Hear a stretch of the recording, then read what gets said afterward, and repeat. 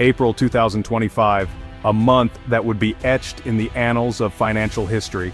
The world watched in disbelief as events unfolded that no one had anticipated. The air was thick with tension and uncertainty.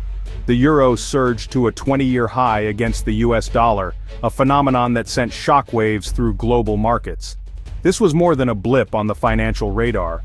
It was a significant event that demanded attention. It was a seismic shift, a tectonic movement in the world of finance that would have far-reaching consequences. The financial tectonic plates were moving, and the reasons behind this shift were complex and multifaceted. The US economy was showing signs of slowing down, with factories operating below capacity and retail stores seeing fewer customers. Adding to the uncertainty, Donald Trump had returned to the White House, bringing with him a wave of protectionist policies. His protectionist stance created a climate of uncertainty. Investors, wary of the potential fallout, began seeking safer havens for their money. The Eurozone, despite grappling with its own set of challenges, appeared to be a more stable and attractive option for investors. The implications of this shift were enormous. As the dollar weakened, American goods became more expensive abroad, making it harder for US companies to compete in the global market.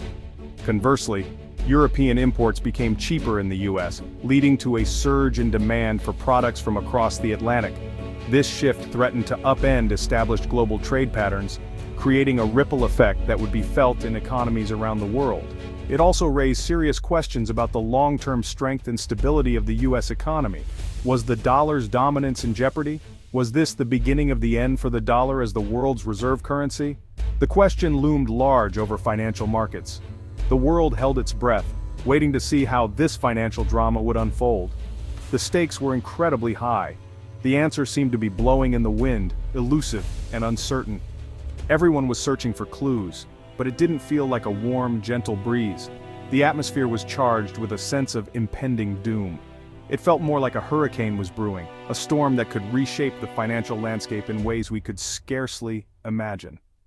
Experts debated endlessly on television, trying to make sense of the situation. The public, meanwhile, watched with growing concern. Memories of past financial crises loomed large, adding to the anxiety. People couldn't help but wonder if history was about to repeat itself. Global leaders convened in emergency summits trying to find a way to stabilize the situation. The world was on edge.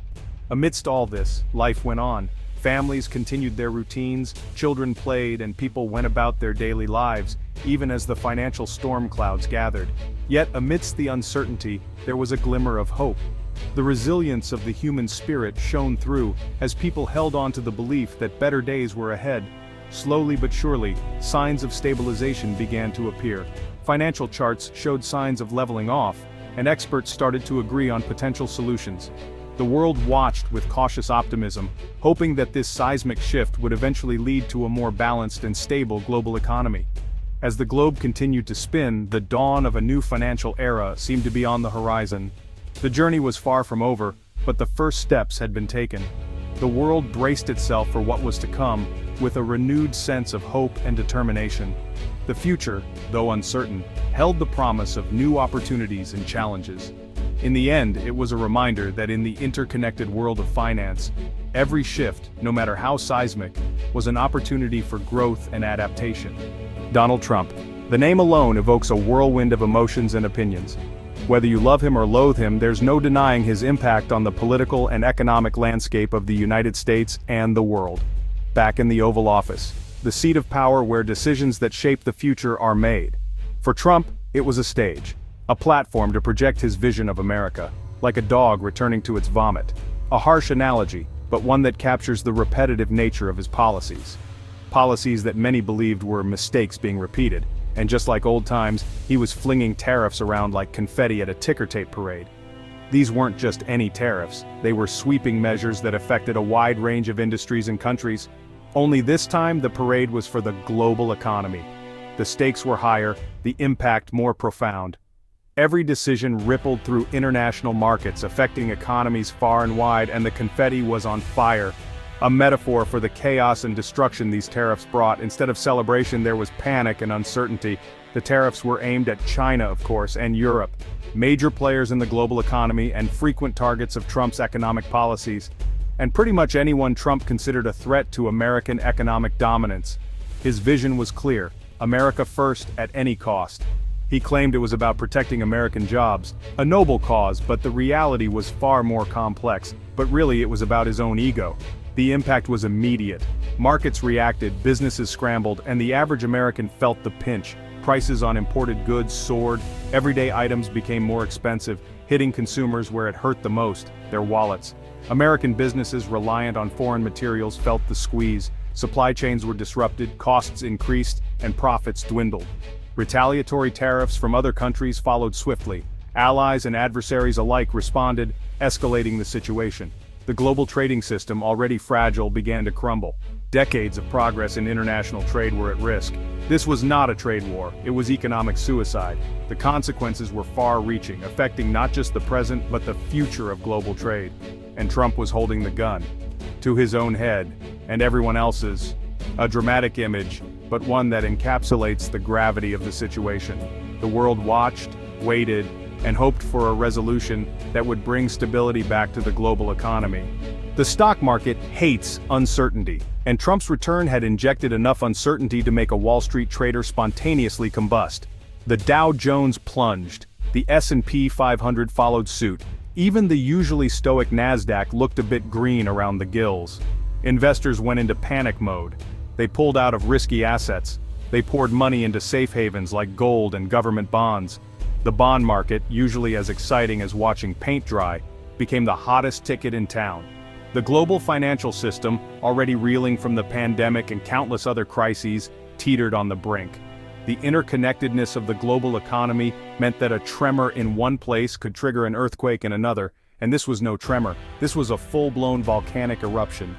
The average American might not understand the intricacies of global finance. They might not be able to explain the nuances of trade deficits, currency fluctuations, or the complexities of international markets. But they didn't need to. They felt the impact in their daily lives in ways that were impossible to ignore. But they understood one thing: prices were going up. The cost of everyday essentials was climbing steadily, and it was becoming harder to stretch a dollar. Way up. That new TV? More expensive. That imported car? Forget about it. Even the thought of upgrading household items or buying a new vehicle seemed like a distant dream. Even the weekly grocery bill was starting to look like a mortgage payment. Families were forced to make tough choices, cutting back on non-essentials and sometimes even essentials, just to make ends meet. Inflation, once a distant memory from the 1970s, was back with a vengeance. The lessons of the past seemed to have been forgotten, and history was repeating itself in the most painful way, and it was hitting ordinary Americans right in their wallets.